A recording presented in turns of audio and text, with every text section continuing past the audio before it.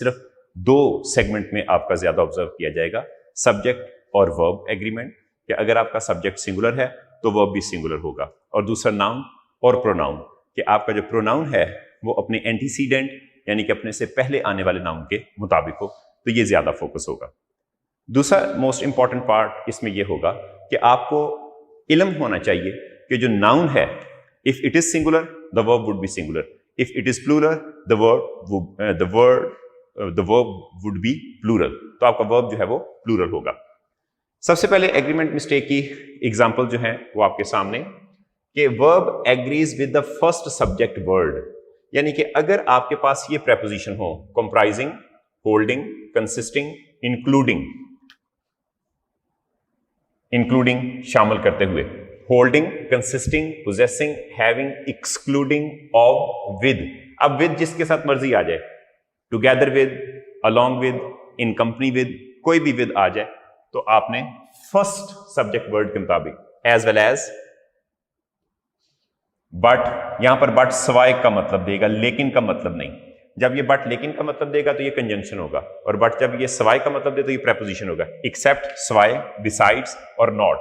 जब भी आपके पास ये सारे वर्ड्स आ जाएं तो उस वक्त आपने दो सब्जेक्ट वर्ड होंगे, जैसा कि आपके सामने एक सब्जेक्ट वर्ड हमारे पास आई है, दूसरा सब्जेक्ट वर्ड हमारे पास ही है। और दूसरी बात आपने एक और याद रखनी है कि जब भी हम सब्जेक्ट वर्ड की बात करते हैं तो ये जो मैंने कॉन्टूर्ड लाइन इसके नीचे लगाई है, ये इतना पोर्शन जो है ये पूरे का पूरा आपका क्या होगा, सब्जेक्ट होगा, और ये जो आपका रिमेनिंग पार्ट है दैट इज प्रेडिकेट। प्रेडिकेट का function to give information about the subject, तो वर्ब से ऑनवर्ड आपका सारा पोर्शन जो है वो प्रेडिकेट होगा। अब इस सब्जेक्ट में there are two subject words, SW means subject words, यहां पर भी आपका एक सब्जेक्ट वर्ड आ गया। अब यहां पे हमने डिसाइड करना है कि यहां पे ये जो तीन वर्ब्स हैं, should they be according to he और should they be according to I, तो डेफिनेटली मैंने जैसा ऊपर लिखा हुआ है कि verb agrees with the first subject word, तो इसका मतलब यह है कि आई के मुताबिक हमारा सब्जेक्ट वर्ड एम आएगा, इज भी नहीं आएगा और आर भी नहीं आएगा। अगरचे ये आपको देखने में ऑड लगेगा क्योंकि कॉमनली इस तरह की कंस्ट्रक्शन जो है वो रेयरली अप्लाई की जाती हैं, बट दे डू एग्जिस्ट। दूसरी एग्जांपल आपके सामने, वन ऑफ द बॉयज। अब यहां पर भी दो सब्जेक्ट वर्ड है, एक सब्जेक्ट वर्ड आपके पास क्या है, वन, दूसरा सब्जेक्ट वर्ड आपके पास क्या है, बॉयज। अब ये जो वन है इसके मुताबिक जो है वो आप आर लिखेंगे या इज लिखेंगे, इसका फैसला आपने करना है। तो definitely one is a singular entity, singular concept है, तो आप क्या करेंगे, इज लिखेंगे, आर नहीं लिखेंगे। उसके बाद फिर एक और आपके पास सेंटेंस है, sentence number 1, sentence number 2 and 3। यहां पर भी इतना पोर्शन जो है दिस इज होल सब्जेक्ट, ये पूरे का पूरा आपका सब्जेक्ट है।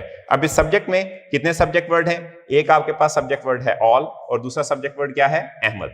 तो अब Ahmad is a singular subject word, semantically ये सिंगुलर है, और ऑल जो है that commonly is used with plural concept. तो आपका जो वर है that should be according to all, was नहीं आएगा। Then there is a fourth sentence, Ali with his friends, पूरे का पूरा यहां तक फ्रेंड्स तक आपका सब्जेक्ट कहलाएगा, the whole phrase is subject. इसमें दो सब्जेक्ट वर्ड हैं, एक अली और दूसरा फ्रेंड्स, हिज उसका एडजेक्टिव है।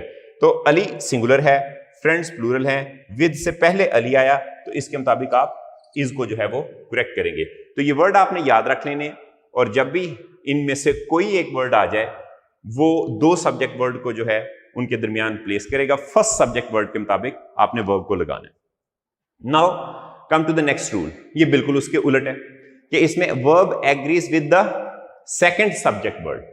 मैं सब्जेक्ट नहीं यूज कर रहा लफ्ज, मैं सब्जेक्ट वर्ड यूज कर रहा हूं कि सब्जेक्ट वर्ड के मुताबिक आपने डिसाइड करना है कि वर्ब किसके मुताबिक होगा। अब ये आपके सामने तीन कोऑर्डिनेटिंग कंजंक्शन है, नॉट ओनली बट ऑल्सो, और उनके दरमियान सब्जेक्ट वर्ड। नॉट ओनली के बाद एक सब्जेक्ट वर्ड आएगा, बट ऑल्सो के बाद एक सब्जेक्ट वर्ड आएगा। इसमें आइदर और, सब्जेक्ट वर्ड आइदर के बाद और के बाद एक आपका सब्जेक्ट वर्ड आ जाएगा। फिर नाइदर नॉर, इस नाइदर के बाद आपका एक सब्जेक्ट वर्ड आ गया और नॉर के बाद एक सब्जेक्ट वर्ड आ गया। तो लिहाजा आपका जो वर्ब है, मैं आपको उसको सेंटेंस में जाने से पहले, कि आपका ये जो सब्जेक्ट वर्ड बट ऑल्सो के बाद आएगा, ये इस वर्ब के साथ एग्री करेगा, यानी कि this word would agree with the verb. यहां पर भी आपके पास वर्ब आएगा तो ये इस वर्ब के साथ एग्री करेगा, यहां पर भी एक वर्ब आएगा तो ये सब्जेक्ट वर्ड जो है वो इसके साथ एग्री करेगा। Keeping in view this very rule, आपके पास 3 स्टेटमेंट्स हैं, आइदर ही और आई, देयर आर 2 सब्जेक्ट वर्ड्स। ये आपके क्या हो गए? सब्जेक्ट वर्ड्स हो गए। ये भी आपका एक अदद सब्जेक्ट वर्ड हो गया। और यहां से लेके आई तक, यानी कि बिफोर हेल्पिंग वर्ब्स, जहां से भी वर्ब स्टार्ट हो जाए उससे पहले वाला आपका सारा पोर्शन जो है वो क्या कहलाएगा? वो आपका सब्जेक्ट कहलाएगा।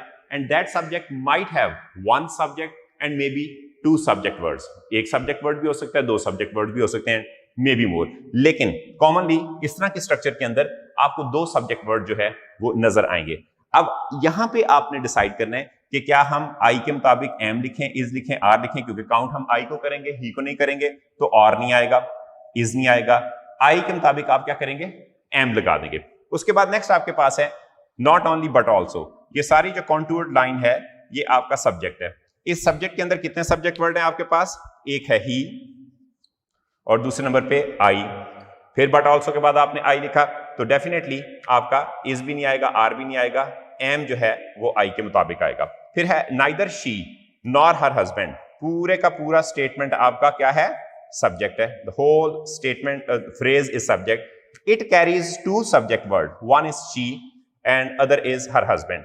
तो ये जो आपके सब्जेक्ट वर्ड्स हैं इनके मुताबिक आप सिंगुलर है, आर नहीं आएगा, तो सब्जेक्ट वर्ड हस्बैंड के मुताबिक आप इज को जो है वो करेक्ट करेंगे। तो ये बात आपने याद रखनी है। कॉमनली ये वर्ड जैसे कि आप देख रहे हैं, फर्स्ट दोबारा इस तरफ आ जाऊं, ये जो आईएनजी आपको प्रेजेंट पार्टिसिपल फ्रेजेस नजर आ रही हैं, इस वक्त ये वर्ब नहीं है, they are functioning as prepositions. तो जब ये प्रेपोजिशन के तौर पे काम करेंगी तो डेफिनेटली जो रूल आपको मैंने बताया उसके मुताबिक जो है वो आप वर्ब का जो है वो डिसीजन करेंगे।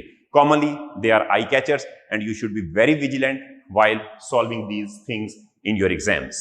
Now we come to the third rule. In third rule, as the statement is written in front of you, 2 singular nouns, जैसा कि ये singular noun Ali, whether it is common or proper noun, joined with and से आपने इनको join कर दिया, तो इनका आपका जो है वो हमेशा आप इनके साथ क्या यूज करेंगे? प्लूरल वर्ब यूज करेंगे। आप इनके साथ प्लूरल वर्ब यूज करेंगे, कॉमन सी बात है। तो ये आपका आर आ गया और ये आपका कंपाउंड सब्जेक्ट कहलाएगा, क्योंकि 2 अलग-अलग कॉन्सेप्ट हैं। Ali is a separate person, Aslam is a separate person. यहां से लेके यहां तक ये जो पैरेंथेसिस के अंदर आपका पोर्शन ऑफ द स्टेटमेंट है, that is a subject, it is a compound subject. Compound subject always takes plural verb. अब ये जो प्लूरल वर्ब है आर, वर, हैव, ये जो भी प्लूरल वर्ब आ सकते हैं according to the tense rules, आपने इसलिए लिखा because you carry the 2 separate concepts. 2 अलग-अलग कॉन्सेप्ट से एंड के जरिए आपने इनको ज्वाइन कर दिया, आर आ गया। उसके बाद अब बॉय एक सेपरेट कॉन्सेप्ट है, अगर एक सेपरेट कॉन्सेप्ट है तो आपने उसके साथ आर लगा दिया, जैसा कि आपने आर यहां पर लगा दिया, तो ये आपके कंपाउंड सब्जेक्ट है। वंस अगेन आपका सब्जेक्ट जो है यहां से यहां तक है, और जो रिमेनिंग पोर्शन है वर्ब से ऑनवर्ड जो सारा पोर्शन है उसको क्या कहते हैं? प्रेडिकेट। यानी कि अगर आप मुझसे पूछें कि प्रेडिकेट क्या है, तो आर स्टडीइंग, ये इसका प्रेडिकेट है। ये इसका आर फ्रेंड्स, ये इसका प्रेडिकेट है। और आपका ये जो टोटल स्टेटमेंट है यहां से लेके यहां तक, it is a simple sentence. और सिंपल सेंटेंस आप इंडिपेंडेंट सिंपल क्लॉज भी कह सकते हैं, you can call it a clause, ठीक है ना, or you may call it a sentence.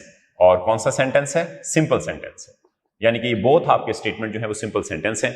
You have to decide about the verb according to the subject, and subject में भी आपने देखना है कि व्हाट कॉन्सेप्ट एग्जिस्ट। अगर प्लूरैलिटी का कॉन्सेप्ट है तो वो सिर्फ इसलिए है कि आपके ज़हन में 2 चीजें हैं। उसके बाद now we come to the next rule है आपके सामने, उसी का ही पोर्शन है कि 2 singular noun joined with and but having singular concept may take singular verb. अब बाज़ का ऐसा होता है कि चीजें जो हैं वो आपकी डिक्शनरी कॉन्सेप्ट के मुताबिक नहीं होती, बल्कि कॉन्टेक्चुअल होती हैं, इडियोमैटिक एक्सप्रेशन होते हैं। तो इडियोमैटिक एक्सप्रेशन में कभी भी मीनिंग वो नहीं होता जो आपको नजर आता है। इसकी एग्जांपल छोटी सी ये बात आप याद रखें कि Ali is an apple of his father's eye, ठीक है ना, an apple of one's eye आपने इडियम पढ़ा है। तो अब कभी भी नहीं आप कहेंगे कि अली अपने बाप की आंख का सेब है, क्या आंख निकाल के उसने सेब लगा दिया, ऐसा नहीं। मतलब क्या लिया कि आंख का तारा है। इसी तरह अगर उर्दू से आप इंग्लिश में कन्वर्ट करें कि वो अपने दोस्त को देखकर बाग बाग हो गया, तो आप बाग बाग की इंग्लिश आप कभी गार्डन गार्डन नहीं करेंगे कि having seen his friend he became garden garden. Definitely आप ओवरजॉयड का वर्ड जो है वो यूज करेंगे। So the idiom of one language can not be converted into the other language. Same is the case here कि we are not concerned only with the two words joined with and, rather there should be some semantic implication। उसकी कुछ मानियाती इल्मुल मानियात के मुताबिक भी जो है वो concept आपके ज़हन में होना चाहिए। एग्जांपल आपके सामने है, अब यहां पे है ebb and flow of water। ebb कहते हैं गहराई को और फिर फ्लो होगा। अगर पानी को ebb नहीं मिलेगा, फ्लो नहीं होगा, वो स्टैग्नेंट हो जाएगा। तो इसका मतलब ये है कि कुछ चीजें कॉन्कॉमिटेंट है, लाज़िम व मलज़ूम है कि ये होगा तो ये होगा, अगर ये नहीं होगा तो ये नहीं होगा। तो एब एंड फ्लो ऑफ वाटर क्या हो जाएगा, इज फास्ट। अब हम एब लामहदूद गहराई की बात नहीं कर रहे, ये सिंपल फ्लो की बात नहीं कर रहे, we are talking of the interrelated things, यानी कि जो इंटर रिलेटेड थिंग्स हैं हम उसके हवाले से बात कर रहे हैं। सो एब एंड फ्लो ऑफ वाटर आपका, फिर मैं बार बार आपको बताता रहूंगा during the whole session that this particular portion is subject having two subject words but carry one concept. But if they carry one concept, definitely the verb wouldn't be plural, verb would be singular, as is the case here कि आपने is लगा दिया। और एब and flow of water से जो आपने जो मतलब दिया, लेट्स से एब एंड फ्लो, वो आपने मतलब दिया बहाव। आमतौर पे बहाव का कॉन्सेप्ट हम कहते हैं दैट इज वन वर्ड, लेकिन वो फ्लो पॉसिबल कैसे होता है, जब उसको थोड़ी एब मिल जाए, ज्यादा एब मिल जाए, फिर फ्लो होगा, एब नहीं होगी फ्लो नहीं होगा। सो देयरफॉर ये एब जो है that is the part of a flow, बहाव। तो हमारा कॉन्सेप्ट सिंगुलर था is. Language is first a concept, then a sound, then a script, फिर आप कम्युनिकेशन के लिए उसको यूज करते हैं। और जब आप में आर्बिट्रेशन हो, यानी आर्बिट्रेशन से मुराद है कि मेरे ज़हन में एक एब एंड फ्लो बहाव है, इज आएगा, आपके ज़हन में एब एंड फ्लो बहाव है, इज आएगा, then we would be able to communicate appropriately. Now come to the bread and butter. अब किसी जगह पे आपने ये एक्सप्रेशन बटर एंड ब्रेड नहीं पढ़ा होगा, ब्रेड एंड जैम नहीं पढ़ा होगा, ब्रेड एंड ऑमलेट नहीं पढ़ा होगा। जब भी आपने इडियम पढ़ा है ये ब्रेड एंड बटर है, इससे मुराद रोटी और मक्खन नहीं है। क्या मुराद है, रिज्क, हमें जो सस्टेनेंस मिलती है, जो हमें रिस्क मिलता है। किसी को ब्रेड एंड बटर मिलता है, किसी को केक मिलता है, किसी को दाल रोटी मिलती है, किसी को पराठा अंडा मिल जाता है, कुछ ना कुछ मिल जाता है खाने के लिए, तो वो रिस्क का कॉन्सेप्ट है। तो इसका मतलब ये है कि जब आपके दो subject word giving one concept, तो आपका वर्ब क्या होगा, सिंगुलर होगा। तो इसका मतलब आपने ब्रेड एंड बटर से जिस तरह हमने इधर बहाव लिया, तो इधर से हम क्या मतलब देंगे, रिस्क।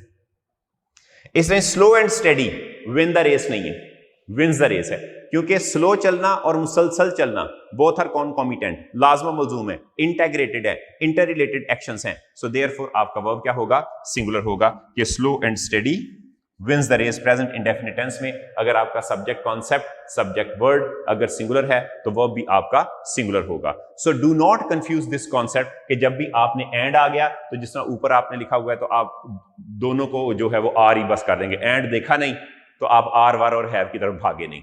Don't do it. आप पढ़े लिखे लोग हैं तो इसलिए आपने पढ़े लिखा बिहेवियर जो है अप्लाई करना है। And try to extend your concepts, आप अपने कॉन्सेप्ट्स जो हैं उनको एक्सटेंड करें। Entry test is in fact a game of concepts, ठीक है। तो कॉन्सेप्ट्स को इंप्रूव करने के लिए आप ये सारा जो है वो मेहनत कर रहे हैं, ये सारा पैसा खर्च कर रहे हैं। सो ये बात आपको समझ आ जाए। मैनी मोर एक्सप्रेशंस, ये आपके जो इडियोमेटिक एक्सप्रेशंस ऐसे हैं कि जो है वो सिंगुलर वर्ब लेते हैं। तो I hope you must have understood what I have said. Now come to the next point, ठीक है जी। फोर्थ पॉइंट है टू सिंगुलर नाउन्स। अगर आपके पास दो सिंगुलर नाउन मौजूद हैं, हैविंग टू आर्टिकल्स, उनके दो सेपरेट आर्टिकल हैं, ज्वाइंड विद एंड, और आपने ज्वाइन उनको एंड से कर दिया है, तो उनका वर्ब क्या होगा, प्लूरल होगा। Now there is subject word writer, there is subject word poet, and definitely आपके पास इनके सेपरेट आर्टिकल हैं। This particular article is for the writer, this particular article is for the poet. So now there are the two concepts and according to these two concepts we will definite select are not is. तो हम are का selection करेंगे, is का selection नहीं करेंगे। Now we come to the other point, 4 का point B, an educated person. एक और है आपके पास एजुकेटेड, सब्जेक्ट वर्ड क्या है, पर्सन, ये आपका SW है। एजुकेटेड क्या है, एडजेक्टिव है। किसका एडजेक्टिव है, सब्जेक्ट वर्ड का। इस तरह ही आपका सब्जेक्ट वर्ड क्या है, मैन सब्जेक्ट वर्ड है, वाइज मैन का क्या है, एडजेक्टिव है, ठीक है। आर्टिकल दो आपके पास फिर आ गए, एक एन आ गया, एक आ गया। Two indefinite article, the is definite article, A और एन जो है वो आपके इनडेफिनेट आर्टिकल्स हैं। अब जब आपके पास दो आर्टिकल आ गए, इन दो नाउन्स के लिए दोनों के एडजेक्टिव्स भी अलग-अलग हैं, तो इसका मतलब two separate concepts have been generated. तो इसका मतलब हम यहां पर क्या करेंगे, आर लिखेंगे। अगर आप यहां पे इज लिखेंगे तो नुकसान हो जाएगा, ठीक है। इज जो है वो आपका यहां पे रॉन्ग होगा, आर जो है that is the right option. फिर उसका दूसरा पॉइंट आ जाए, टू सिंगुलर नाउन्स, दो वाहिद नाउन है, विद वन आर्टिकल, और दोनों में आर्टिकल एक है। जैसे इधर तो दो है ना, अलग-अलग आर्टिकल है, दोनों का अलग-अलग आर्टिकल है, लेकिन उसका आर्टिकल एक है, तो फिर क्या होगा, then you will come to singular verb. फिर आपका फोकस किस तरफ होगा, सिंगुलर वर्ब। अब आपके सामने ही है, जब आपके सामने आ गया द टीचर, ठीक है, एंड मेंटोर, आपका रहनुमा, आपका खुशहाली या आपकी भलाई चाहने वाला, ठीक है ना, द टीचर एंड मेंटोर। इसका मतलब the person who is your teacher, और यही दी जो है आपने मेंटोर के लिए लिखा, तो इसका मतलब जो उस्ताद था वो आपका रहनुमा भी था, गाइड भी था। अब दो अलग-अलग कॉन्सेप्ट नहीं, एक ही कॉन्सेप्ट है, पर्सन एक है, क्योंकि one article means one person may have many actions, may have many characteristics, may have many characters, ठीक है ना, उसके बहुत से रोल्स हो सकते हैं, लेकिन पर्सन एक है। क्यों पर्सन एक है, why? because the article the is one। तो फिर हम यहां पर क्या फैसला करेंगे, is लिखेंगे कि आर लिखेंगे, डेफिनेटली इज लिखेंगे, क्योंकि आर्टिकल एक है, तो आपका राइट ऑप्शन इज होगा, आर गलत होगा। Now there is other, watchman, compound noun है, हम इसको इस तरह कर देते हैं, वॉचमैन, ठीक है। वॉचमैन जो है, जब आपने देखा एक कॉन्सेप्ट है वॉचमैन, ठीक है, चौकीदार, तो वॉचमैन के लिए आपने एक आर्टिकल लिखा, लेकिन गार्ड के लिए आगे आर्टिकल नहीं लगाया, तो इसका मतलब यह है कि जो आपका यहां पे ए है, ये किसके लिए है, वॉचमैन के लिए भी है, और यही किसके लिए है, गार्ड के लिए भी है। जो वॉचमैन है वो गार्ड है, तो इसका मतलब हमारा जो सिलेक्शन ऑफ वर्ब होगा वो सिंगुलर होगा, वॉज होगा, वर नहीं होगा। तो लिहाजा एक आर्टिकल हमेशा ये बात कन्वे कर रहा होता है, इंप्लाई कर रहा होता है कि आपका वर्ब क्या होगा, सिंगुलर होगा। दो आर्टिकल्स हमेशा ये बात इंप्लाई करते हैं कि आपका जो वर्ब है वो प्लूरल कंसिडर किया जाना चाहिए, because there are two entities, two personalities, so therefore there are two articles. और आमतौर पर आप सबको पता है कि आर्टिकल्स जो है वो कॉमनली कॉमन नाउन्स के लिए इस्तेमाल किए जाते हैं। जब वो प्रॉपर के साथ यूज किए जाते हैं तो उसको कॉमन बना देता है। जब इसको आर्टिकल दी को जैसे ही आप प्रॉपर नाउन के साथ लगाते हैं वो कॉमन बन जाता है, कॉमन के साथ लगाते हैं प्रॉपर बन जाता है। बाकी ए और एन आप सबको पता है काउंटेबल नाउन के साथ आता है, और काउंटेबल नाउन सिंगुलर है और कॉमन है। तो अगर वो आपने एक नाउन का अलग आर्टिकल, एक नाउन का अलग आर्टिकल लगाया, एंड से ज्वाइन कर दिया, तो वो आपका प्लूरल। अगर दो सिंगुलर नाउन है, एंड से ज्वाइंट है, एक आर्टिकल है, तो वो क्या होगा, आपका सिंगुलर होगा। अब एक दफा फिर जरा इस पोर्शन को देखें। अब यहां पे देखें कि इनके साथ कोई आर्टिकल भी नहीं है, हो भी नहीं सकता था, क्योंकि ये दोनों जो है वो ये एब्स्ट्रैक्ट कॉन्सेप्ट है, ये भी एक एब्स्ट्रैक्ट कॉन्सेप्ट है, ये मटेरियल नाउन है, ठीक है। स्लो एंड स्टेडी दोनों एडजेक्टिव्स हैं, एडजेक्टिव के साथ आर्टिकल नहीं आना था, मटेरियल नाउन के साथ आर्टिकल नहीं आना था, एब्स्ट्रैक्ट नाउन के साथ आर्टिकल नहीं आना था। तो इसका मतलब यह है कि इन फ्रेजेस ने मिलकर कॉन्सेप्ट क्या दिया, वाहिद का दिया, तो वो अब आपका सिंगुलर आ गया। So now we come to the next rule, और ये आपका 5th रूल है, और ये रिलेटिव प्रोनाउन से मुताल्लिक है। और रिलेटिव प्रोनाउंस जो हैं मैंने इनको डिवाइड किया है सब्जेक्टिव केस में और ऑब्जेक्टिव केस में, यानी कि ये सब्जेक्टिव केस के तौर पे भी काम करेंगे और ऑब्जेक्टिव केस के तौर पे भी काम करेंगे। और एक बात आप याद रखें, एक बड़ा छोटा सा नुस्खा आपको बताने लगा हूं कि जब भी रिलेटिव प्रोनाउन जो हैं वो सब्जेक्टिव केस के तौर पे काम करेंगे, it means they will work function as a subject, तो इनके फौरन बाद आपका कोई ना कोई वर्ब आ जाएगा। ये बात आपने याद रखनी, क्योंकि ये खुद सब्जेक्ट वर्ड के तौर पे काम करते हैं। सब्जेक्ट वर्ड यानी कि जिसके मुताबिक आप फैसला करते हैं कि वर्ब को सिंगुलर लिखना है या प्रोनाउन लिखना है। बाकी हर रिलेटिव प्रोनाउन का काम क्या होता है, अपने से पहले वाले नाउन को डिफाइन करना, ठीक है ना। इनसे पहले जो भी नाउन होगा उसके मुताबिक आप जो है वो फैसला करते हैं। तो लिहाजा ये रिलेटिव प्रोनाउन इटसेल्फ जो है एक सब्जेक्ट होता है, सब्जेक्ट वर्ड होता है और इसका एक अपना वर्ब होता है और ये डिपेंडेंट क्लॉज बनाते हैं जो कि या किसी कॉमनली तो ये एडजेक्टिव के तौर पे ही जो है वो काम करती है किसी न किसी नाउन का, उस नाउन का जो कि इनसे पहले होता है, यानी कि इस नाउन की ये एक एडजेक्टिव के तौर पे फंक्शन करती है। अब हु को हम ह्यूमन्स के लिए यूज करेंगे, विच को नॉन ह्यूमन्स के लिए यूज करेंगे, क्योंकि मैन की जमा मैन उस वक्त होती है जब वो अकेला हो, जब ह्यूमन कहेंगे तो फिर वो ह्यूमन्स आप, ठीक है ना, ह्यूमन्स, ठीक है, ह्यूमन्स, नॉन ह्यूमन्स और दैट फॉर बोथ, दोनों के लिए यूज करेंगे। किस के लिए? Mention specification of the preceding noun, यानी कि ये प्रीसीडिंग नाउन जो है उसकी स्पेसिफिकेशन के लिए हो सकता है। और कॉमनली इन तमाम नाउन की स्पेसिफिकेशन जो है वो किससे होती है?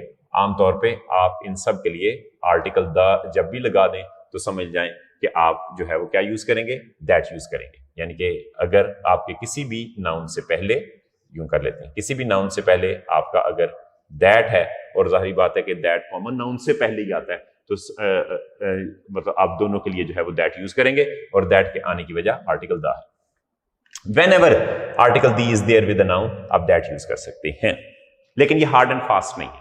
प्रिफरेबली आप दैट यूज करें। दैट लगाने से वो एक जो है वो एक एसेंशियल क्लॉज तो बन जाएगी, लेकिन वो ये भी बात जो है इंप्लाई करेगी कि वो जो आपने नाउन जिसके लिए आपने ये दैट जो है वो एक रिलेटिव प्रोनाउन यूज किया है वो एक इंपॉर्टेंट नाउन है। लेकिन अगर विच भी यूज किया जाए तो बहुत से ग्रामेरियंस जो हैं वो इसको मिस्टेक कंसिडर नहीं करते, तो इस तरह की मिस्टेक चांसेस हैं कि आपसे जो जिनमें दोनों जो है वो ऑप्शंस मौजूद हों वो कम पूछे जाते हैं। लेकिन अगर पूछ लिए जाए, लेट्स से दैट डॉग आ गया और एक आपको विच आ गया और एक आपको दैट आ गया, तो विच भी डॉग के लिए यूज होता है, दैट भी डॉग के लिए यूज होता है, तो कौन सा इंपॉर्टेंट है? आप दोनों में से दैट को सिलेक्ट करेंगे, फिर आप विच को सिलेक्ट नहीं करेंगे। अच्छा, अब जब भी आपके पास हु आ जाए ह्यूमन्स के लिए होगा विच, और इनके फौरन बाद आप क्या यूज करेंगे? वर्ब यूज करेंगे। लेकिन जब हम आ जाते हैं ऑब्जेक्टिव केस की तरफ, तो ऑब्जेक्टिव केस में हमेशा यहां पर सब्जेक्ट वर्ड के बाद आपका वर्ब आएगा, यानी कि सब्जेक्ट वर्ड के बाद ही आपने वर्ब लिखना है। अब हुम ऑब्जेक्टिव केस है ह्यूमन्स के लिए, विच भी ऑब्जेक्टिव केस है नॉन ह्यूमन्स के लिए। इनके लिए नॉन ह्यूमन्स के लिए जो है आप विच को यूज करेंगे और दैट आप दोनों के लिए यूज करेंगे, वही जो कि स्पेसिफिकेशन है। ये तो आपके सामने रूल है। अब आ जाते हैं कि जैसा मैंने पहले कहा कि सब्जेक्टिव केस के फौरन बाद वर्ब आएगा। हु किसके लिए आप यूज कर रहे हैं और विच किसके लिए? आपका जो प्रीसीडिंग नाउन जिसको हम एंटीसीडेंट कहते हैं, एंटीसीडेंट पहले आने वाला, तो ऑब्वियसली हम उसके लिए हु यूज करेंगे, विच यूज नहीं करेंगे। शी सा डॉग्स, हु या which belong to her enemies, dog non humans है, हु नहीं यूज करेंगे, विच यूज करेंगे। इसे ये द डॉग, अब आपके पास ऑप्शन आ गया, विच भी मौजूद है, हु भी मौजूद है, दैट भी मौजूद है। लेट्स से दैट ना होता तो फिर आप विच ही यूज करते। अब आपके पास विच और हु मौजूद, हु तो आ नहीं सकता क्योंकि डॉग ह्यूमन्स नहीं है। अब टाई है किसके दरमियान? विच और दैट के दरमियान। आर्टिकल आपका क्या आ गया है? द आ गया। तो जाहिर बात है कि हम प्रिफर करेंगे किसको? दैट को। प्रिफर किसको करेंगे? दैट को, विच को नहीं करेंगे। आपके पास ऑप्शन आ गया। अब आपके पास नेक्स्ट स्टेटमेंट है कि I met a man, who लगाऊं या हुम लगाऊं? अब मैन ह्यूमन्स है, ह्यूमन के लिए आप चाहे हु यूज कर सकते हैं, हु दोनों यूज कर सकते हैं, लेकिन अब यहां पे मैं क्या यूज करूं? ऑब्वियसली यहां पर मेरे पास क्या है? एक अदद सब्जेक्ट वर्ड है और ये उसका क्या है? वर्ब मौजूद है। तो मैं हु को नहीं यूज करूंगा, किसको यूज करूंगा? हुम को यूज करूंगा। ये सबसे इसका आसान फार्मूला है। नेक्स्ट है I talk to the lady whom या हु यू गाइडेड हर। अब इसमें अब जाहिर बात है कि ये आपके पास क्या है? सब्जेक्ट वर्ड, ये क्या है आपका? वर्ब, ये क्या है आपका? ऑब्जेक्ट, और हुम के बाद आपने क्या लगाना? सब्जेक्ट वर्ड, हु नहीं आएगा। अब इसमें सिर्फ यही एक गलती नहीं है, दो गलतियां हैं। चूंकि हुम जो था वो एक आपके पास ऑब्जेक्टिव केस पहले ही मौजूद था, अब आपको हर लिखने की भी जरूरत नहीं है। हुम यू गाइडेड, तो ये रिडंडेंसी से भी बचना है। Commonly unconsciously we commit mistakes के हुम लगाया, बाद में ये ट्रांजिटिव वर्ब है, तो ट्रांजिटिव वर्ब की ट्रांजिटिविटी को सेटिस्फाई करने के लिए हम बाद में क्या करते हैं? ऑब्जेक्ट भी लगाते हैं, जबकि ऑब्जेक्ट आपके पास पहले से मौजूद है। सो अवॉइड इट। जब आप हुम यूज करेंगे उसके बाद सब्जेक्ट वर्ड, उसके बाद आपका वर्ब आ जाएगा। Statement number 6, I lost the book which या दैट यू लेंट मी। अब सबसे पहली बात यह कि इसमें आपके पास एक स्पेसिफायर आर्टिकल द मौजूद है। अब जब आपके पास आर्टिकल द मौजूद है तो आपने इसमें एक बात का ख्याल रखना है कि ये भी ठीक है, ये भी ठीक है, लेकिन अगर दोनों में से बेस्ट वन आपने सेलेक्ट करना है तो फिर आप दैट को सिलेक्ट करेंगे। किस वजह से? आर्टिकल द की वजह से, तो विच इसमें नहीं आएगा। उसके बाद है कि where are the notes, where are the notes which या दैट। अगर ये आपके पास स्टेटमेंट है where are the notes which या दैट, तो इसका मतलब ये है कि आपके पास आर्टिकल द मौजूद है, विच अगरचे नोट्स के लिए यूज किया जा सकता था, तो सेम इज द केस कि आपने द को की वजह से आर्टिकल द की वजह से दैट को सिलेक्ट करना, विच नहीं करना है। उसके बाद this is a mistake, who या विच। मिस्टेक नॉन ह्यूमन है, तो नॉन ह्यूमन की वजह से आप यहां पर किसको यूज करेंगे? हु को नहीं, बल्कि किसको यूज करेंगे? विच को यूज करेंगे। हु रॉन्ग होगा, विच आपका राइट होगा, बिकॉज मिस्टेक एक एब्स्ट्रैक्ट नाउन है। एक दफा फिर आप क्वेश्चन नंबर 5 की तरफ से तवज्जो दें कि I talk to the lady who या whom यू गाइडेड हर। तो मैंने जैसे कि बताया कि जब आपके पास whom आ जाएगा तो उसके बाद आपको ऑब्जेक्ट की भी जरूरत नहीं रहेगी, और दूसरी बात हमारे पास सब्जेक्ट वर्ड आ गया था, तो इस वजह से हमने who को नहीं लिखना, whom को लिखना है, क्योंकि whom के आने की शक्ल में सब्जेक्ट वर्ड और फिर वर्ब आएगा। और जब आपके पास whom आ जाए तो ये बात याद रखें कि उसके बाद आपको यहां पर किसी ऑब्जेक्ट की जरूरत नहीं रहती। तो ये आपने अपने ज़हन में रखना है कि इस स्ट्रक्चर को आपने इसी तरह फॉलो करना है, और इस तरह की आपको ये मिस्टेक्स आएंगी। Now students we come to the next rule कि एक जो सबसे बड़ी कंफ्यूजन है वो है आपकी वन ऑफ में और द ओनली वन ऑफ में। इसमें एक बात तो तय है कि जब भी आप वन ऑफ कहेंगे तो किसी एक की सिलेक्शन आप प्लूरल नाउन में से करेंगे, और वो प्लूरल नाउन भी 2 से ज्यादा होंगे। क्योंकि 2 के लिए हम either of, neither of use करते हैं, 2 से ज्यादा के लिए नन या वन ऑफ यूज करते हैं। अब ये तो प्लूरल नाउन है, लेकिन बोलने में हम आमतौर पे यहां पे सिंगुलर नाउन बोल देते हैं, जो गलत उलाम है। दूसरे नंबर पे है द ओनली वन ऑफ, के बाद भी प्लूरल नाउन आता है, या प्रोनाउन, नाउन या प्रोनाउन, नाउन या प्रोनाउन आ जाएंगे, लेकिन उसके बाद ऑल सिंगुलर वर्ब्स आएंगे अगर एक से ज्यादा है, अगर एक से ज्यादा है ऑल सिंगुलर। लेकिन द ओनली वन ऑफ और वन ऑफ में फर्क यह है कि वन ऑफ के बाद एक वर्ब सिंगुलर होगा, एक क्लॉज का वर्ब क्या होगा? प्लूरल होगा। मिसाल के तौर पे जब हम यहां पे आए थे, एग्जांपल की तरफ आ जाएं, जब आप कहते हैं वन ऑफ द बॉय, अब तक सबसे पहली गलती जैसे मैंने कहा कि प्लूरल नाउन आता है, तो यहां पे करेक्शन हम क्या करेंगे? बॉयज। और ये जो इज है ये किसके मुताबिक है? वन ऑफ के मुताबिक है, number 1। Number 2, one of the books. अब बताइए इज आएगा कि आर आएगा? ऑब्वियसली इज आएगा। किसके मुताबिक? वन के मुताबिक।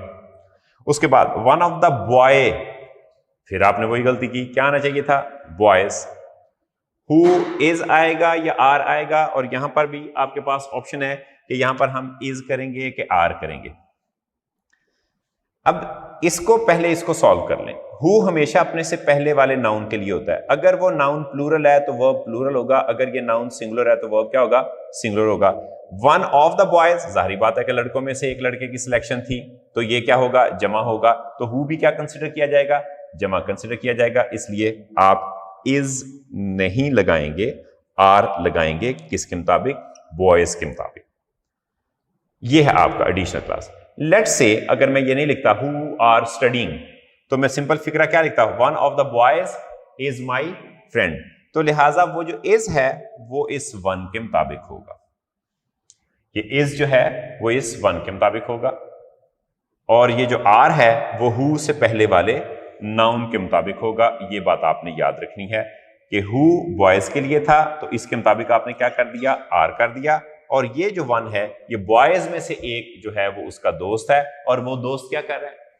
पढ़ रहा है। आप इसको इससे भी लिख सकते थे कि one of the boys is my friend who is studying, तो स्ट्रक्चर खराब हो जाता, डेंगलिंग मॉडिफायर हो जाता। तो आप कह रहे हैं कि one of the boys, who boys के लिए, तो आर आ गया, वन के मुताबिक आपने इज कर दिया। लेकिन जब हम लिखते हैं the only one of the books, किताबों में से सिर्फ एक ही किताब है, that is in my bag, जो मेरे बैग में है, और वही किताब क्या है? इज यूजफुल, मुफीद है। तो लिहाजा जब भी आपके पास द ओनली वन का स्ट्रक्चर आ जाए तो आप याद रखें कि इसके सारे वर्ब जो है वो क्या होंगे, सिंगुलर होंगे। वन ऑफ में आप एहतियात करेंगे, लेकिन द ओनली वन ऑफ में आप बिल्कुल बेहतियाती कर सकते हैं, यानी कि उसके बाद पूरे सेंटेंस में आने वाले सारे वर्ब जो है वो आपके सिंगुलर हो जाएंगे। सिमेंटिकली समझा देता हूं कि क्यों द ओनली वन में सारे वर्ब आपके सिंगुलर होंगे, क्योंकि इस फिक्रे का तर्जमा ये बनेगा कि the only one of the books that is in my bag is useful, कि किताबों में से सिर्फ एक ही किताब है जो उसके बैग में, यानी कि बहुत सी उसके पास किताबें मौजूद हैं, लेकिन आज उसके बैग में क्या है, एक ही किताब है, और वो किताब क्या है, यूजफुल है। लेकिन अगर लेट्स से मैं इसको यूं कर लेते हैं कि हम इसको द ओनली वन के साथ नहीं करते, one of the books that is या आर इन माई बैग, और नेक्स्ट हम इसको करें कि इज या आर आएगा यूजफुल। तो अब इसी फिक्रे को मैंने थोड़ा सा मॉडिफाई किया, इसमें से द ओनली निकाल दिया है। तो one of the books that are in my bag, अब दैट किसके लिए था, बुक्स के लिए था, तो ऑब्वियसली आपका आर भी जो है वो किसके मुताबिक आएगा, बुक्स के मुताबिक आएगा, तो इज नहीं आएगा। और ये जो वन है डेफिनेटली इसका तो वर्ब आप क्या करेंगे, सिंगुलर ही यूज करेंगे, आर यूज नहीं करेंगे। लेकिन जब द ओनली वन आप करते हैं तो उससे आप पूरे सेंटेंस का जो मीनिंग है, सिमेंटिक्स है, वो क्या करते हैं, चेंज कर देते हैं। तो लिहाजा द ओनली वन ऑफ और वन ऑफ में एक और बात, आपकी ये क्लॉज जो है, ये जिसको मैं मेंशन करने लगा हूं, this is a dependent clause, it functions as the subject of this noun. इस तरह यहां पर भी है कि who are studying is the dependent clause functioning as subject of this noun. इस तरह यह है कि that is in my bag is the dependent clause functioning as the sub adjective of this book, functioning as the adjective of, ये भी adjective के तौर पे, ये भी एडजेक्टिव के तौर पे, ये भी एडजेक्टिव के तौर पे काम कर रही है। तो लिहाजा ये अगर आप रिमूव कर दें तो आपका एक्चुअल सेंटेंस क्या है, one of the books is useful, the only one of the books is useful, one of the boys is my friend. ये आपने सेंटर में जो चीजें ऐड की हैं उसकी वजह से एक कंफ्यूजन डेवलप होती है और उस कंफ्यूजन को आपने अवॉइड करना है। Now come to the next subject words with confusing S और ई एस। कुछ वर्ड्स जो हैं वो स्ट्रक्चर के लिहाज से देखा जाए तो उनके साथ एस और ई एस लगा होता है, लेकिन मीनिंग्स जो हैं वो उनके एंटायरली डिफरेंट होते हैं, यानी कि मीनिंग्स में दे आर प्लूरल। अच्छा, मीनिंग्स में जब वो प्लूरल होते हैं तो फिर डेफिनेटली हमने तो मीनिंग के मुताबिक फैसला करना है, हमने उनके स्ट्रक्चर के मुताबिक डिसीजन नहीं करना। मिसाल के तौर पे वेजेस, ये जमा है और इसका सिंगुलर वेज होता है। पहली बात तो ये बात आप याद रखें, वेज इसका सिंगुलर है, वेजेस प्लूरल है। और ये मैं इसके डिनोटेटिव मीनिंग की बात, डिक्शनरी मीनिंग की बात कर रहा हूं, जो इसके लेक्सिकल मीनिंग है मैं उसकी बात कर रहा हूं। उसके बाद है गैलोज, फांसी का फंदा। क्यों ऐसा आया, अगरचे उसके अंदर बहुत सा और भी पैराफर्नेलिया स्ट्रक्चर और नूज और वो सब चीजें मौजूद हैं, एक पेडेस्ट्रल, समन्स बुलावा, इनिंग्स का वर्ड आप यूज करते हैं। सबसे पहले तो मैंने इन चार वर्ड्स को आपके लिए सिलेक्ट किया है कि गैलोज, समन्स, इनिंग्स के हवाले से बात। एक शेक्सपियर ने सिर्फ फिक्रा ये एक्सप्रेशन यूज किया था, wages of sin is hell, जिसमें उसका मकसद डिक्शनरी मतलब नहीं था, लेक्सिकल मतलब नहीं था, बल्कि उसका कोनोटेटिव मतलब था, टेक्सचुअल मतलब जो था, या आप कह सकते हैं कॉन्टेक्सचुअल मतलब, रादर कॉन्टेक्सचुअल मतलब जो था उसके मुताबिक है। और यहां पर पूरी आपकी इंग्लिश लैंग्वेज में जो है वो आपके पास यही है कि वेजेस यहां पर मतलब जो है वो सिला, आउटकम का मतलब देता है, रिवॉर्ड का मतलब देता है। किसका मतलब देता है, रिवॉर्ड का, यहां पर उजरत का मतलब नहीं देता। और ये इसका मुहावराती तर्जमा है, लफ्जी तर्जमा नहीं है। इस मुहावराती तर्जमे की वजह से ये वेजेस अब वहां पर उसने सिंगुलर लिखा था, प्लूरल नहीं लिखा था। सिर्फ ये एक एक्सप्रेशन है, wages of sin is hell, are नहीं आएगा। बाकी आप किसी जगह पर जब कभी यूज करें वेजेस आर होगा, वेज इज होगा। अगला, wages was or were given to the labourers. अब ये शेक्सपियरियन स्टेटमेंट नहीं है, तो जाहिर बात है कि हम वेजेस के मुताबिक क्या करेंगे, वर करेंगे, वाज नहीं करेंगे। वेज होता तो इज होता, वेजेस है तो वर होगा।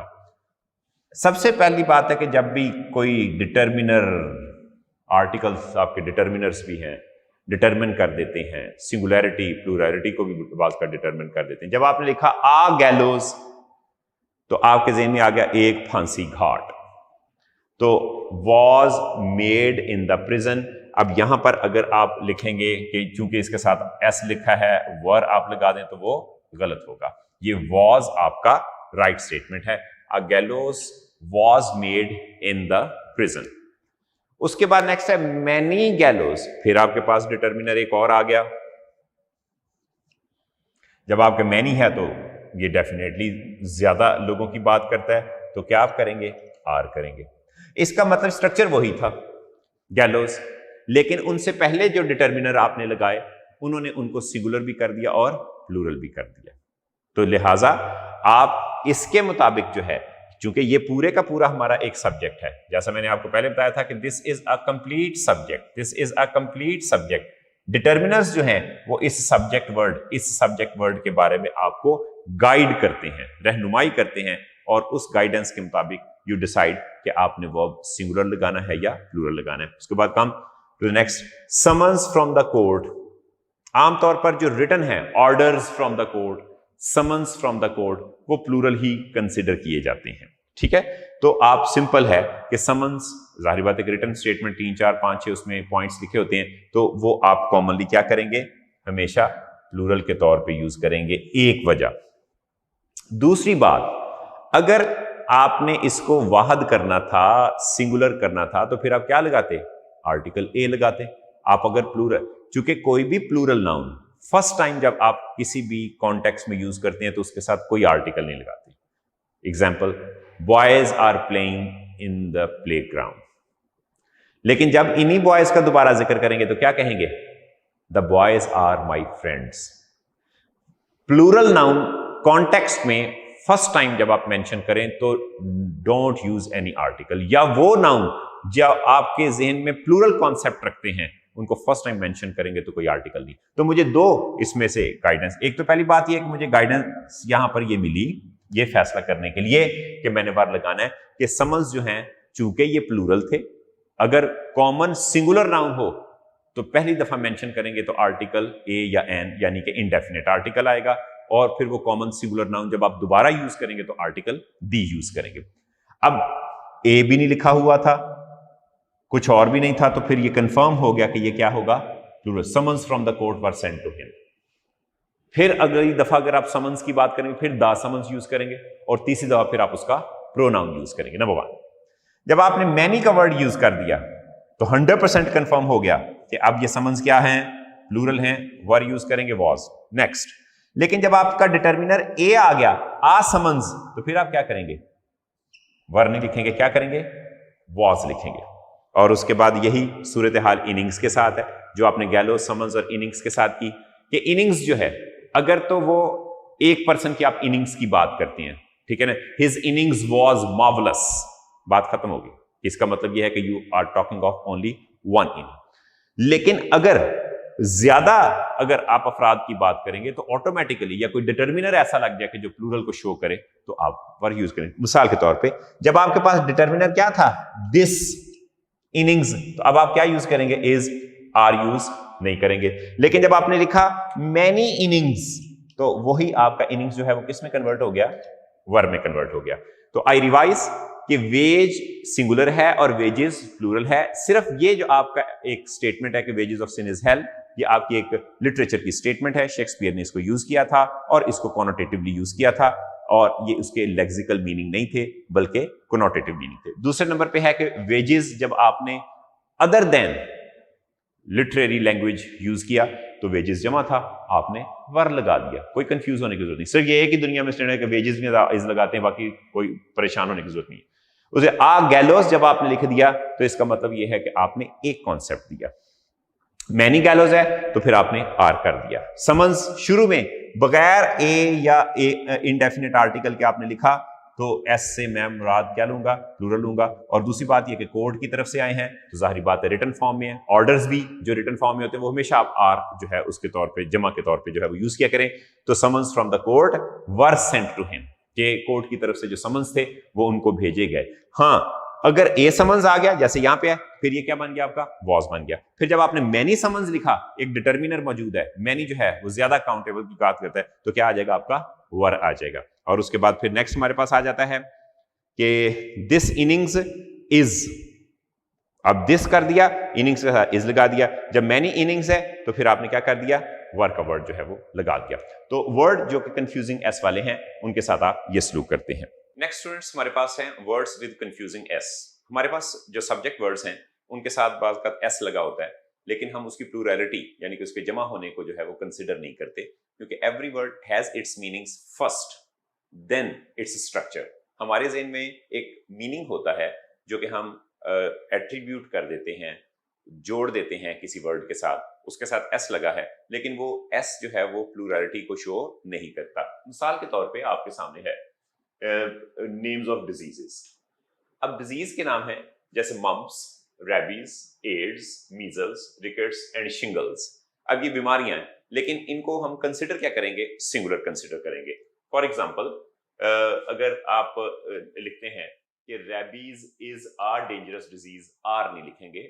Shingles has killed him, shingle ने उसे मार दिया, हैव आप नहीं लिखेंगे।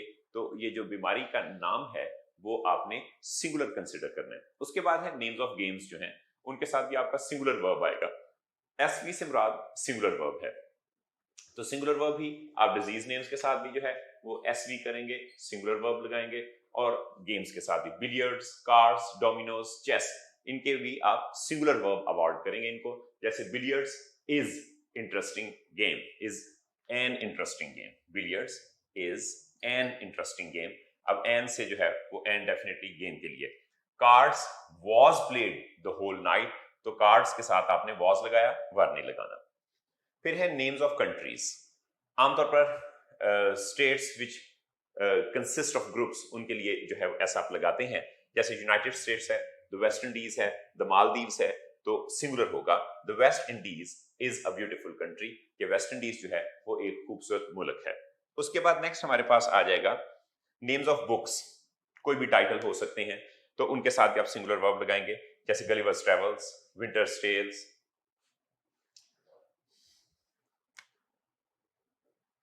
विंटर्स टेल, इनको आप प्लेनेट ऑफ एप्स जो रेड कलर में लिखे हुए हैं, ये किताबों के नाम हैं, इनको आप सिंगुलर वर्ब देंगे। The Gulliver's travels is an interesting book. लेकिन जैसे ही आप ट्रेवल का टी स्मॉल कर देंगे, तो इसका मतलब ये है कि अब ये बुक नहीं है, बल्कि अब ये आप उस किताब में जो 4 ट्रेवल्स हैं उनमें से उनका एक सेपरेट कॉन्सेप्ट के तौर पे बात कर रहे हैं। फॉर एग्जांपल यहाँ पे देखिए कि ट्रेवल्स का अगर टी कैपिटल था तो इसके साथ वर्ब इज आ गया, लेकिन अगर ट्रेवल का टी स्मॉल है तो फिर इसके साथ आर आएगा, क्योंकि उस वक्त अब हम किताब से कंसर्न नहीं है, अब हमारा कंसर्न क्या है, ट्रेवल्स है। यहाँ पे आपका सब्जेक्ट वर्ड एस डब्ल्यू, जैसे मैं अक्सर आपको रिमाइंड करवाता रहता हूँ कि जो एस डब्ल्यू है इसके मुताबिक आपने आर लगाया, जबकि ये जो इज आपने लगाया था, ये जो इज है ये आपके इस पूरी किताब के नाम के मुताबिक आया है। यानी कि ये जो पूरी किताब का टाइटल था उस टाइटल के मुताबिक आपने इज लगाया, लेकिन जब आपने ट्रेवल्स लगाया तो उसमें सब्जेक्ट वर्ड आपका आर है। कैसे पता चला कि अब ये किताब का नाम नहीं है?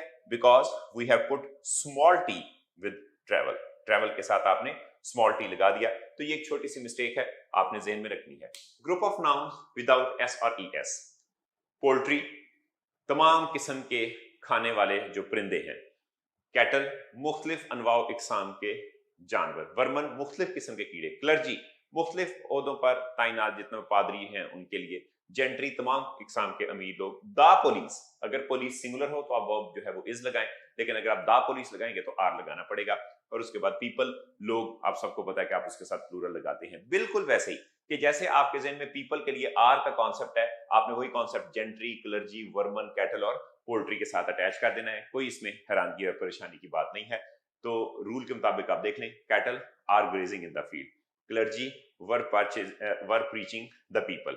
फिर ग्रुप ऑफ नाउन्स जो है can be singular or plural. कुछ हमारे पास ग्रुप नाउन ऐसे हैं जो जब सब्जेक्ट वर्ड के तौर पे काम करते हैं या वैसे आप इनको सेंटेंस में यूज करते हैं तो हम इनको सिंगुलर या प्लूरल कर सकते हैं। वो कौन से हैं? Heard, committee, staff, mob, crowd, congregation, panel, jury, board, people. जब ये नेशन के तौर पे हो, जब ये मतलब क्या दे, यानी कि पीपल से जब आपने नेशन मुराद लेनी है तो उस वक्त जो है वो आप ये करेंगे। तो आप इसको अगर वाहद सिंगुलर नाउन के तौर पे यूज करेंगे तो आप इनके साथ ए या एन यूज करेंगे। फॉर एग्जांपल आप लिख सकते हैं कि a herd of cow is grazing. आपके पास स्टेटमेंट आ जाएगा, a herd of cows, heard of cows is grazing. ठीक है ना। अब जब आपने लिखा heard of cow is grazing तो इसका मतलब यह है कि ये जो आपका इज है ये किसके मुताबिक आया, हर्ड के मुताबिक आया। A herd of cow is grazing. तो ये आपने बात याद रखनी है कि हम सिंगुलर इनमें से जब भी इनको सिंगुलर के तौर पे यूज करेंगे तो इनके साथ we are suppose to place indefinite article, इसके साथ हमें इनडेफिनेट आर्टिकल जो है वो लगाना पड़ेगा। इस तरह ज्यूरी का वर्ड है, आप इसको कहेंगे कि a jury has decided the case, यानी कि जजों का एक ग्रुप था, ज्यूरी थी जिसने केस का फैसला किया, तो आप कह देंगे कि a jury has decided the case, एक ज्यूरी ने केस का फैसला किया। तो नेक्स्ट हमारे पास जो अगला कॉन्सेप्ट है वो ये है कि ये सिंगुलर इन फॉर्म और प्लूरल जो है उसमें हो सकते हैं, यूज में हो सकते हैं।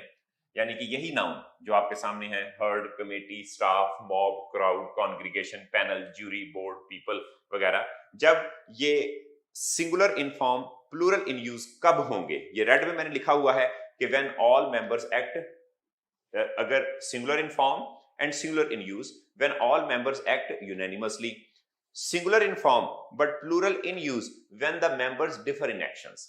यानी कि अगर तो इन ग्रुप नाउन के तमाम अफराद एक ही डायरेक्शन में काम करते हैं, एक जैसा ही काम करते हैं, या सारे पॉजिटिव करें या सारे नेगेटिव करें, तो ये सिंगुलर तो रहेंगे अपनी फॉर्म में, स्ट्रक्चर में, जैसे आ हर्ड है, आ कमेटी है, आ क्राउड है, आ मॉब है, तो वो भी सिंगुलर आएगा।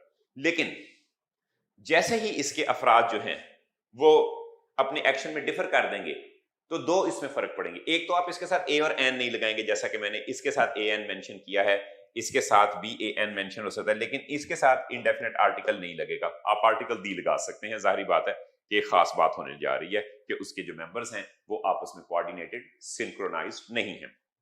एग्जांपल आपके सामने, आप कहते हैं कि the jury has decided the case, या a jury has decided the case, इसमें आप दोनों यूज कर सकते हैं। A mob has collected there, एक मॉब जो है वहां पर जमा हो गया है, गैदर्ड, कलेक्टेड, ठीक है। लेकिन जैसे ही when their member differ in actions, अपने एक्शन में डिफर कर जाएंगे, तो उस वक्त ये ज्यूरी सिंगुलर तो रहेगा, इट इज सिंगुलर, लेकिन इसके साथ वर्ब जो है वो प्लूरल आ जाएगा, हैव डिफर्ड। डिफर से पता चल गया कि jury has split into two, दो हिस्सों में तकसीम हो गई है। और फिर अब इसका प्रोनाउन भी इट्स नहीं आएगा, देयर का वर्ड आप लगाएंगे, और फिर ओपिनियन नहीं आएगा, ओपिनियंस आप इसके साथ लगाएंगे। तो ये बात आपने याद रखनी है कि ये जो ग्रुप नाउन है उनको हमने दो हिस्सों में डिवाइड किया है। एक तो वो ग्रुप नाउन है विच already have variant kinds of their members, और कुछ ऐसे हैं कि जिनके सिमिलर मेंबर्स तो हैं, लेकिन कभी कभी जब वो गड़बड़ करते हैं, आपस में जो है वो डिफरेंस शो करते हैं, क्लैश शो करते हैं, तो फिर हम उनको प्लूरल वर्ब दे देते हैं, और उनसे रेलिवेंट प्रोनाउन भी प्लूरल होगा, और उनसे रेलिवेंट जो नाउन है वो भी प्लूरल होगा। नेक्स्ट स्टूडेंट्स हमारे पास है कंफ्यूजिंग एस में कुछ ऐसे वर्ब्स हैं जैसे कि सब्जेक्ट नेम्स हैं, उनके साथ एस ई एस जो है वो आप लगाएंगे या नहीं। लेकिन जब ये सब्जेक्ट नेम्स के तौर पे आ जाएं जिनके साथ एस ई एस है, तो वर्ब आपका सिंगुलर होगा। फॉर एग्जांपल पॉलिटिक्स, पाक studies, economics, accounts, ethics, civics, statistics, mathematics, physics, phonetics, ठीक है, स्टडी ऑफ साउंड। तो जब आप यहां पे इसको सॉल्व करेंगे तो आप देखेंगे कि पॉलिटिक्स इज या आर ए डर्टी गेम। हम एक इंस्टीट्यूट की बात कर रहे हैं, एक सब्जेक्ट की बात कर रहे हैं, तो हमेशा इज होगा। Economics is an interesting subject, इस तरह statistics is an important subject. लेकिन अगर इनमें से किसी सब्जेक्ट वर्ड के साथ आप possessive adjective my, our, your, their, his, her, its लगा दें तो समझ जाएं कि ये अब उसकी पर्सनल एबिलिटी है। जब ये पर्सनल एबिलिटी बन जाएगी तो उस वक्त ये जमा का मतलब देंगे, और आप इसके साथ प्लूरल वर्ब लगाएंगे। मिसाल के तौर पे योर स्टैटिस्टिक्स आर रॉन्ग, और उसमें एक बहुत इंपॉर्टेंट चीज ये भी होगी कि चूंकि अब ये सब्जेक्ट नेम नहीं है तो इनका फर्स्ट लेटर जो है वो कैपिटल नहीं होगा, वो सिंगुलर होगा। उसके बाद नेक्स्ट है हिज अकाउंट्स वर फ्रीज्ड। अब इसका मतलब ये है कि ए आपने स्मॉल लिखा तो उसके जो भी खाते थे वो फ्रीज कर दिए गए। उसके बाद नेक्स्ट है his phonetics are very good, यानी कि उसके जो अदायगी है अल्फाज की या जो उसको इल्म है फोनेटिक्स के बारे में वो बहुत अच्छे हैं। तो इसका मतलब अब हम फोनेटिक्स एक मजमून की बात नहीं कर रहे बल्कि अदायगी जो अल्फाज की है उसके हवाले से बात करें, तो उस वक्त आप इसके साथ प्लूरल लगाएंगे। आगे एक वर्ड है वेजेस, जो है वो एक बड़ा एक कंफ्यूजिंग सा एक एलिमेंट रहता है स्टूडेंट्स के लिए कि ये जो वेजेस है आप इसको क्या करेंगे। वेजेस का लिटरेचर के अंदर जो मीनिंग है वो हमेशा क्या होगा, सिंगुलर होगा। सिंगुलर होने की वजह क्या है कि शेक्सपियर ने सिर्फ एक दफा इसको लिखा था कि wages of sin is hell, जहां पर इस वेजेस से मुराद जो है वो रिवॉर्ड लिया जाएगा, यानी कि आप इसका रिवॉर्ड या आउटकम या रिजल्ट जो है उसके हवाले से आप इसको मतलब देंगे। यानी कि यहाँ पे वेजेस से मुराद रिवॉर्ड है, आउटकम है या रिजल्ट है। ये इसका कोनोटेटिव मीनिंग है, यानी कि कॉन्टेक्चुअल मीनिंग है, इसका लेक्सिकल या डिक्शनरी मीनिंग नहीं है। इसको मुस्तार किया गया है, ठीक है, मेटाफोरिकली इसको यूज किया गया है, इस्ताराती तौर पे इसको यूज किया गया है, और जिससे मुराद सिंगुलर मीनिंग था इज हेल्प। इसके अलावा कभी पूरी दुनिया में किताबों में किसी जगह वेजेस को प्लूरल ही यूज किया जाता है और वेज इसका सिंगुलर होता है। वाहद सिर्फ एक दफा शेक्सपियर ने यूज किया था, तो इसके अलावा और कोई स्टेटमेंट नहीं है इसमें, रेस्ट इंश्योर। फिर आपका वेज सिंगुलर वर्ब लेगा और वेजेस उसका प्लूरल है, जो आपका सिंपल सा फार्मूला के अगर ऐसे लगाएंगे तो जमा हो जाएगा। एग्जाम्पल आपके सामने, wages were given to the labourers, ये वेजेस जो थी वो कारीगरों को, काम करने वालों को दी गई। A wage was given to him, एक जो तनख्वाह थी 30 डेज आफ्टर वो उसको दी गई। अ वेज, फिर वो आपने ए भी लगाना है क्योंकि सिंगुलर है। A wage was given to him, एक तनख्वाह या उजरत उसको दी गई। 3 वर्ड ऐसे हैं, समन्स, गैलोस और इनिंग्स। इनके साथ आप सिंगुलर वर्ब भी लगा सकते हैं, इनके साथ आप प्लूरल वर्ब भी लगा सकते हैं, यानी कि दोनों मीनिंग देते हैं डिपेंडिंग अपॉन द कॉन्टेक्स्ट जिस इबारत में यूज करेंगे। मिसाल के तौर पे अब जब आपने ए गैलोस लिख दिया, अंडरस्टूड बात है कि अब आप इसको सिंगुलर लेंगे तो इसका मतलब वर्ब आप इसके साथ नहीं यूज करेंगे, आप इसके साथ वॉज यूज करेंगे, ठीक है ना। A gallows was made for the criminal. चले, अगर आपके पास फिर डिटर्मिनर मैनी आ जाए तो फिर इनिंग्स है बिटवीन इंडिया एंड पाकिस्तान, तो फिर आप क्या यूज करेंगे, वर यूज करेंगे। अब आपका यहां पे अगर आप वॉज यूज करते हैं तो वो गलत होगा, यानी कि यहां पे आपका वॉज जो है दैट विल बी रॉन्ग, आपका वर जो है वो करेक्ट स्टेटमेंट होगा। हाँ, वैसे हो सकता है his innings was appreciated by all, his innings in this match was appreciated by all. अब इसको हिज लगा के वो आपने सब्जेक्ट वाला फार्मूला नहीं लगाना, वो सब्जेक्ट तक महदूद था, possessive adjective plus subject names, वो वहां तक महदूद है, इधर इसको आपने कंफ्यूज नहीं करना इसके साथ। तो Ahmad innings in this match was excellent, आप सिंपल लिख सकते हैं। सो लिहाजा ये आपने इधर वर लगा दिया। इस तरह summons were sent to him by the courts, इसका मतलब ये है कि अब आपने समन्स को जमा के तौर पे यूज किया। यहाँ पे रिटन फॉर्म में ऑर्डर्स और समन्स हमेशा रिटन फॉर्म में जब भी होंगे तो वो प्लूरल वर्ब लेंगे। दोबारा सुने, समन्स और ऑर्डर्स जब रिटन फॉर्म में होंगे तो always place plural verb with them, क्योंकि उसके अंदर पूरी पॉइंट्स लिखे होते हैं। ही रिसीव्ड आ समन्स, जब आपने आ समन्स कर दिया तो इसका मतलब ये सिंगुलर है और अकॉर्डिंगली इसका वर्ब भी क्या हो गया, सिंगुलर हो गया। He received a summons which was for his arrest, कि उसको एक मिला पैगाम जो कि उसकी गिरफ्तारी का था। अच्छा, अब ए रिसीव्ड उसने समन्स किया है, आपने ए लगा दिया तो ऑब्वियसली कि उसको ओरली भी दिया जा सकता है या हो सकता है देयर में बी अ स्टेटमेंट। डिटर्मिनर इसमें बड़ा अहम किरदार अदा करते हैं। हम बाकी इंप्लीकेशंस में ना भी जाएं, आपने बस फोकस करना है कि अगर ए लिखा हुआ है तो फिर आपने गैलोस को कंफ्यूज नहीं करना कि ये जमा होगा।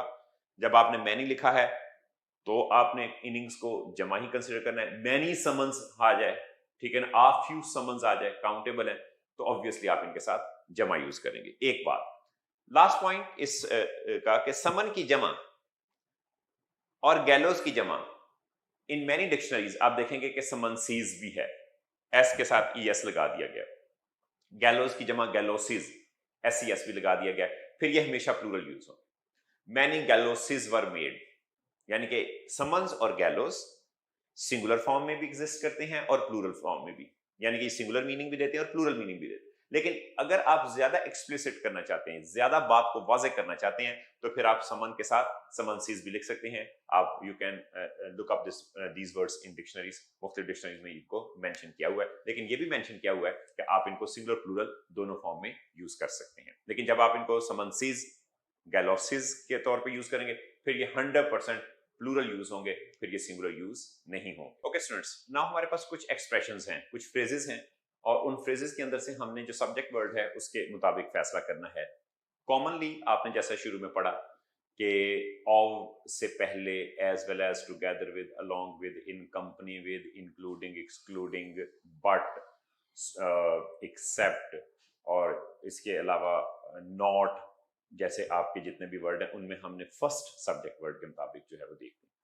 लेकिन जब आपके पास आ जाए पोर्शन, फ्रैक्शन, परसेंटेजेस, तो उस वक्त आपका जो सब्जेक्ट है वो उसमें ऑफ से पहले वाला नहीं बल्कि बाद में जो भी नाउन या प्रोनाउन होगा उसके मुताबिक आपका वर्ब आएगा, क्योंकि हमेशा जो इंपॉर्टेंस है वो नाउन की है। ये जो फ्रैक्शन, पोर्शन और परसेंटेज की है वो अपने नाउन या प्रोनाउन की है, तो वर्ब इसके मुताबिक है।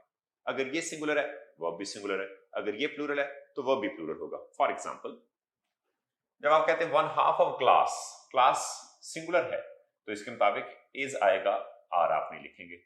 2/3 ऑफ पीपल, पीपल जमा है, आपका सब्जेक्ट वर्ड था, इसके मुताबिक आप आर लिखेंगे, इज नहीं लिखेंगे। 2/3 ऑफ वाटर, इसके मुताबिक आप इज लिखेंगे, आर नहीं लिखेंगे। इसे 10% ऑफ पीपल, उसके मुताबिक आर होगा, इज नहीं होगा। 10% ऑफ वीट, अब वीट के मुताबिक आपका इज होगा, आर नहीं होगा। एक बात। दूसरी बात यह है कि ये 2/3 ऑफ है, यहां पे एस लगाना हमेशा जो है वो इंपॉर्टेंट होगा। अगर या तो 2/3 वाटर, सिंपल आप लिख लें 2/3 वाटर, एस ना लगाएं। अगर आपने ऑफ लगा दिया तो एस लगाना मस्ट है। 2/3 ऑफ वाटर। आपकी जो किताब है फर्स्ट ईयर की, उसका जो सेकंड चैप्टर है उसमें 3/4 ऑफ एन एकड़ पिछले साल उन्होंने ऐड किया, लेकिन 2003 से लेकर आप समझ कि 2018 तक उसमें 4 में मेरे ख्याल से किताब आई, 2004 से लेकर 18 तक उसमें 3/4 ऑफ एन एकड़ लिखा जाता रहा है। तो पुरानी सारी कौमें जो हैं वो 3/4 ऑफ एन एकड़ के ईमान के साथ चली गई पढ़ के। लेकिन जब इन्होंने अब ऐड किया 18 के अंदर तो 3/4 ऑफ एन एकड़, जब भी आप ऑफ लगाएंगे तो वो आप एस के साथ करेंगे। तो इसलिए बात का इस प्रिंटेड मटेरियल भी जो है वो आपको भी गाइड करता रहता है, लेकिन जो ग्रामर के हार्ड एंड फास्ट रूल हैं हम उनसे कभी भी डेविएट नहीं हो सकते। नेक्स्ट आ जाता है इस तरह आपके पोर्शन परसेंटेज में वैरायटी। आपका एक ऐसा वर्ड है, ये बात आपने याद रखनी, मैं इसको मेंशन भी कर देता हूं। वैरायटी को आप सिंगुलर या प्लूरल के तौर पे यूज कर सकते हैं, और इसमें भी कॉमनली इसका बाद वाला नाउन ही ज्यादा काउंट होता है। आप इसको प्लूरल के तौर पे भी वर्ब दे सकते हैं, सिंगुलर के तौर पे भी नाउन जैसा आएगा। लेकिन जो दा नंबर है, दा मेजॉरिटी है, आ मेजॉरिटी है, रेस्ट ऑफ है, अ लॉट ऑफ है, उसमें अगर ये वाले आपके बाकी वर्ड आ जाएं तो आपका जो वर्ब है वो हमेशा जो है वो इस नाउन या प्रोनाउन के मुताबिक आएगा, वो इनके मुताबिक नहीं आएगा। एक बात। दूसरी बात है कि दा नंबर एक आपका ओड मैन आउट है, ऑलवेज टेक्स सिंगुलर वर्ब, ये हमेशा जो है वो सिंगुलर वर्ब लेगा। आपके दा नंबर के साथ आपने वर्ब जो है वो हमेशा सिंगुलर यूज करना है, दा जो है उसके साथ आपने यूज करना है, इसमें ये नाउन या ये प्रोनाउन काउंट नहीं होंगे। फिर वैरायटी ऑफ नाउन, आप इसको प्लूरल भी यूज कर सकते हैं। इसके बाद आप डिपेंड करता है कि आप इसके साथ सिंगुलर वर्ब लगाना चाहें, सिंगुलर लग जाएगा। तो वैरायटी जो है वो आपका सिंगुलर वर्ब भी ले सकता है और प्लूरल वर्ब भी ले सकता है। मैंने इसको ब्लू से मेंशन कर दिया है कि वैरायटी के साथ आप सिंगुलर वर्ब भी लगा सकते हैं और प्लूरल वर्ब भी लगा सकते हैं। एग्जांपल देखते हैं। आ नंबर ऑफ पीपल, जाहिर बात है कि पीपल के मुताबिक आपका वर्ब आर आ जाएगा, इज नहीं आएगा। The majority of people, obviously were आ जाएगा, वॉज नहीं आएगा। लेकिन जब आपने कहा द नंबर ऑफ स्टूडेंट्स, तो अब आपका हैव नहीं क्या आएगा, हैज आएगा, क्योंकि अब आपका जो वर्ब है वो किसके मुताबिक हुआ, द नंबर के मुताबिक। फिर आपने कहा अ वैरायटी ऑफ बुक्स, जाहिर बात है बुक्स है तो उसके मुताबिक वर आ जाएगा, वॉज नहीं आएगा। अ वैरायटी ऑफ फूड, ठीक है ना, simple a variety of food भी कह दें या वैरायटी ऑफ फूड भी कह दें, तो क्या आप करेंगे, इसके साथ आप जो है वो इज लगा दें, आर ना लगाएं। मुख्तलिफ किस्म की जहतें मौजूद हैं, वैरायटी इतना कंट्रोवर्शियल नहीं। अब देख लें कि जब आपने कहा variety of food is available, the variety of foods, the variety of foods, तो फिर आप आर उसके मुताबिक कर दें। तो लिहाजा वैरायटी में इतनी कंट्रोवर्सी नहीं है, सिर्फ एक कंट्रोवर्सी है, थोड़ा सा ओड मैन आउट है, जिसपे ईमान लाना, यकीन करना जरा थोड़ा सा मुश्किल काम है कि दा नंबर के साथ हमेशा जो है वो एक सिंगुलर वर्ब है। आप कह दें कि this is the part of language tradition. बाकी वही वाला फार्मूला जो आपने फ्रैक्शन पोर्शन नंबर के हवाले से बात किया कि ऑफ के बाद नाउन या प्रोनाउन सिंगुलर है तो वर्ब सिंगुलर हो जाएगा, प्लूरल है तो वर्ब प्लूरल हो जाएगा। दा नंबर के साथ वर्ब सिंगुलर होगा, वैरायटी के साथ आपके पास दोनों ऑप्शन है कि सिंगुलर और प्लूरल आप वर्ब जो है